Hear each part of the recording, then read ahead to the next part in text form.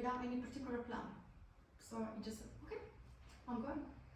And just by total chance, he met the partner of his life on the way, Norma Barnacle. So very young, both of them in their 20s.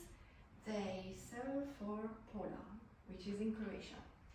And you said, why would an English man, mastering languages, what was he thinking of going to do in Croatia? And that time was even ex-Yugoslavia, or why? Because of course there was a request of English teachers. So there was a school, an international school called Berlitz, and they promised him, he sent a letter and said, yes, come here, we're gonna give you a job.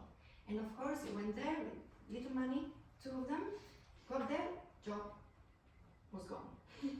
So he arrived in Poland, Croatia, with no word of Croatian, not knowing what to do. He jumped on the next train, and all this is not in the history of literature book. This is really in the archives of my hometown. So you find the train ticket, you find evidence of this. Then he jumped on the next train, couldn't speak a word of Croatian or any Eastern European languages, and he wanted to get off in Trieste, get off in Ljubljana, different country, but not the right one. And then he got lost again, then he jumped on the train again, ending finally in Trieste, very late at night. And the story goes that he left his poor young partner at the train station park, just in front of the train station, and he went to look for an accommodation. Well, he never returned until the next day, because Trieste is such a, as I say, a melting pot that he found company on the way, and they dragged him into some long talk during the night, and he got into a bit of a problem because they couldn't understand him, and people thought they were basically turned off by him. He just was looking for an accommodation. He ended up the night in prison, and the following morning released, he went to search his girlfriend, and the girlfriend was sitting there still with all the baggage, saying, what have you done? I just tried to mingle with the locals, and I ended up having long conversation, bit misunderstood, but then finally I'm here.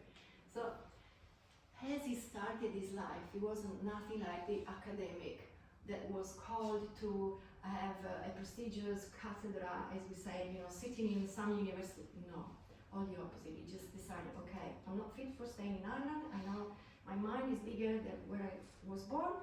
I'm just gonna go. And his girlfriend had a lot of faith in him, we have to say. So, ending up in Trieste, he started to be an English teacher. Believe it or not, he really did accomplish to be in this Berlitz school.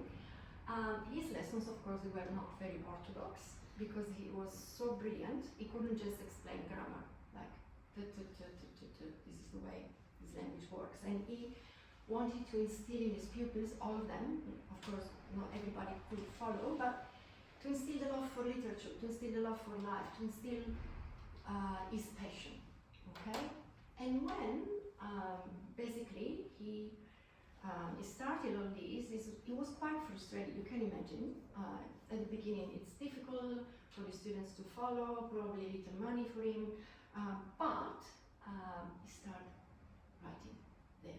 So before, he just started writing some poems back in Dublin, but it was like a bit of a stuck situation, as we said. It was frozen there, and as soon as he landed in Trieste, all this, like the Adriatic Sea, all this flowing of words started, and he composed poems, he composed novels, short story first, Dubliners, which is about the condition of people in Dublin and the way they are stuck in the city. They cannot change, they cannot move.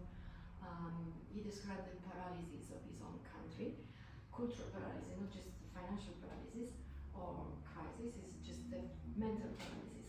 And then he started writing about himself as a young artist, because remember he was 20-year-old, a portrait of an artist as a young man, which is the second one in Trieste as well.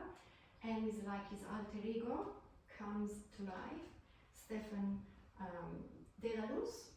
So the main character of this novel, which is an autobiographic novel, is Stefan Dedalus. And who is Dedalus? If anybody studies some Greek history or literature, Dedalus was a particular wise man, an architect, and